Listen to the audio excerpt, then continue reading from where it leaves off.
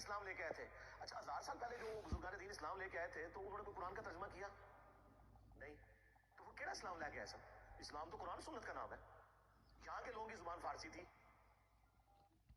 इस छोटे ਜਿਹੇ ਕਲਿੱਪ 'ਚ ਮਿਰਜ਼ੇ ਨੇ ਇੱਕ ਚਵਲ ਮਾਰੀ ਹੈ ਤੇ ਇੱਕ ਝੂਠ ਮਾਰਿਆ। ਚਵਲ ਇਹ ਮਾਰੀ ਹੈ ਕਿ ਬਜ਼ੁਰਗਾਨ ਦੀਨ ਇਸਲਾਮ ਤਾਂ ਨਹੀਂ ਲਿਆਏ ਕਿਉਂਕਿ ਉਹਨਾਂ ਨੇ ਕੁਰਾਨ ਦਾ ਤਰਜਮਾ ਨਹੀਂ ਕੀਤਾ।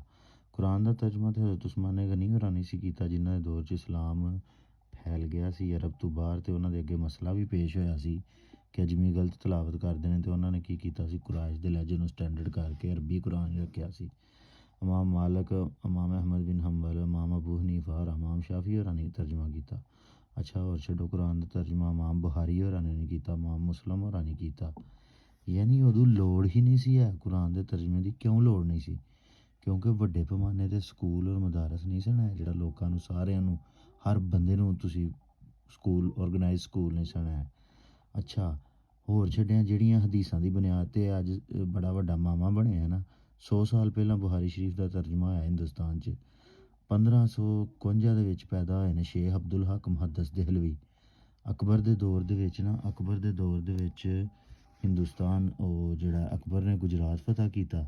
ਗੁਜਰਾਤ ਫਤਿਹ ਕਰਕੇ ਤੇ ਹਿੰਦੁਸਤਾਨ ਦਾ ਨਾ ਸਮੁੰਦਰੀ ਰਾਹ ਖੁੱਲਿਆ ਮੱਕਾ ਜਾਣ ਵਾਸਤੇ। ਉਸ ਤੋਂ ਪਹਿਲਾਂ ਹਦੀਸ ਦਾ ਰਿਵਾਜ ਵੀ ਨਹੀਂ ਸੀ ਹੈ ਇੱਥੇ ਸਾਡੇ ਬਰੇ ਸਗੀਰ 'ਚ।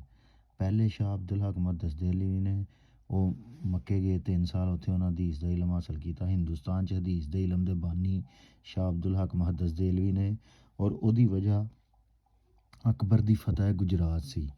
ਯਾਨੀ ਇਹ ਗੱਲ ਕਹਿ ਰਿਹਾ ਹੈ ਕਿ ਦੀਨ ਨਾ ਹੈ ਕੁਰਾਨ ਦਾ, ਦੀਨ ਭਾਜੀ ਨਾ ਹੈ ਰਵਾਇਤ ਦਾ, ਸੁਨਨਤ ਦਾ। ਕੁਰਾਨ ਜਿੰਨਾ ਕੁ ਚਾਹੀਦਾ ਸੀ ਨਾ ਉਹਨਾਂ ਕੁ ਬਜ਼ੁਰਗਾਂ ਨੇ ਦੀਨ ਨੂੰ ਆਉਂਦਾ ਸੀ।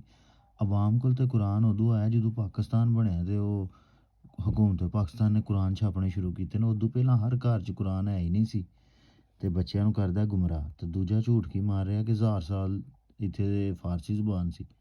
ਉਹ ਭਾਈ ਸਰਕਾਰ ਦੇ ਛੋਟੇ ਦੇ ਤਬਕੇ ਦੀ ਜ਼ੁਬਾਨ ਫਾਰਸੀ ਸੀ।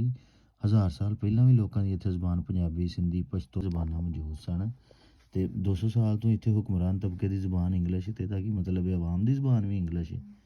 ਯਾਨੀ ਬੱਚਿਆਂ ਨੂੰ ਗੁੰਮਰਾਹ ਕਰਦਾ ਕਿ ਭਾਈ ਮੈਂ ਬੜਾ ਵੱਡਾ ਸਕਾਲਰ ਹਾਂ ਤੇ ਤੁਸੀਂ ਤਰਜਮਾ ਨਹੀਂ ਹੋਇਆ। ਪਹਿਲਾ ਤਰਜਮਾ ਕੁਰਾਨ ਪਾਕ ਦਾ ਸ਼ਾਹ ਵਲੀਉੱਲਾ ਨੇ ਕੀਤਾ ਫਾਰਸੀ ਜ਼ੁਬਾਨ ਦੇ ਵਿੱਚ, ਤੇ ਸ਼ਾਹ ਵਲੀਉੱਲਾ 1703 'ਚ ਪੈਦਾ ਹੋਏ ਨੇ। ਦੱਸਣ ਤੋਂ ਮੁਰਾਦ ਇਹ ਵੀ ਕਿ ਸ਼ਾਹ ਵਲੀਉੱਲਾ ਨੂੰ ਇਹ ਗੱਲ ਦਾ ਅਹਿਸਾਸ ਹੋਇਆ, ਚਲੋ ਜੀ ਘੱਟੋ ਘੱਟ ਹੁਕਮਰਾਨ ਕਲਾਸ ਨੂੰ ਤਰਜਮਾ ਆ ਜੇ। ਉਹ ਫਾਰਸੀ ਤਰਜਮੇ ਦੇ ਵਿੱਚ ਆਵਾਮ ਨੂੰ ਕੋਈ ਫਾਇਦਾ ਨਹੀਂ ਸੀ ਕਿਉਂਕਿ ਆਵਾਮ ਨੂੰ ਫਾਰਸੀ ਨਹੀਂ ਸੀ ਹੁੰਦੀ। ਸ਼ਾਹ ਵਲੀਉੱਲਾ ਦੇ ਪੁੱਤਰਾਂ ਨੇ ਤਰਜਮਾ ਕੀਤਾ ਉਰਦੂ, ਉਹ ਵੀ ਇੱਕ ਇਲਾਕੇ ਦੀ ਜ਼ੁਬਾਨ ਵਾਸਤੇ। ਫਿਰ ਸਿੰਧੀ 'ਚ ਤਰਜਮਾ ਆਇਆ, ਫਿਰ ਸਿੱਖਾਂ ਨੇ 1881 'ਚ ਪੰਜਾਬੀ 'ਚ ਤਰਜਮਾ ਕਰ ਛੜਿਆ, ਪਰ ਗੁਰਮੁਖੀ 'ਚ।